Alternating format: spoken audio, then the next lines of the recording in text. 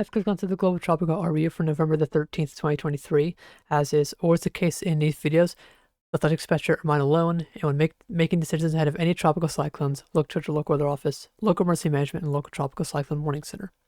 This is going to be a more short version of the Global Tropical RU. I'm just going to be talking about Cyclone Mall today. I don't really have time to go over all the other systems, but I thought I'd make one just as an update on malls. It has been intensifying as it gets closer to Fiji. Here's the satellite imagery as the sun rises over the region. You can see we have the classic shrimp look on the satellite, as where you have a curved band of thunderstorms wrapping around the center. And here, look in the past few frames, we've actually got a little bit of a divot showing up, potentially being a little bit of an eye trying to show up there. Now, the good news is this system is being heavily held back in terms of intensification. One reason being the structure is not perfect. Even though we have this curved band structure and the eye trying to clear out, we can see on microwave that it is not perfect. Here's the microwave pass from earlier today. You can see that general curved band structure I showed you with the eye in here. And I'm going to keep the eye highlighted as I go to low level view of microwave. And you still have the strong band, but note where the eye is in the low levels. We have the low level center here with the mid level center here. So there's a bit of a tilt from north to south aloft. And this is, like I talked about yesterday, I believe with I think it was with the West Pacific System 17W. If you wanted an intensifying tropical cyclone, you can still get one with a tilted storm, of course. But if you want rapid intensification and quick intensification, you would want those centers to be stacked. And because these centers are tilted, this is really going to hold back the storm. And really, I don't know if this is really going to change for the storm, as there is still quite significant shear impacting the storm. And here's the sounding from the GFS. Pay attention here to the winds aloft. You can see we have a lot of northerly winds impinging upon the storm. That's your tilt.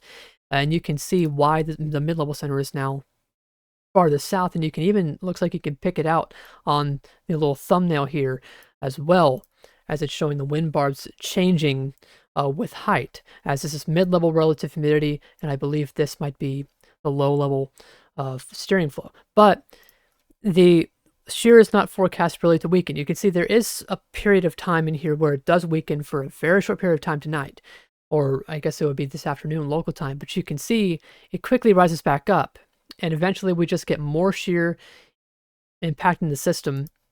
And you can see on this little thumbnail here of the relative humidity plot, there is some dry air trying to get into the center.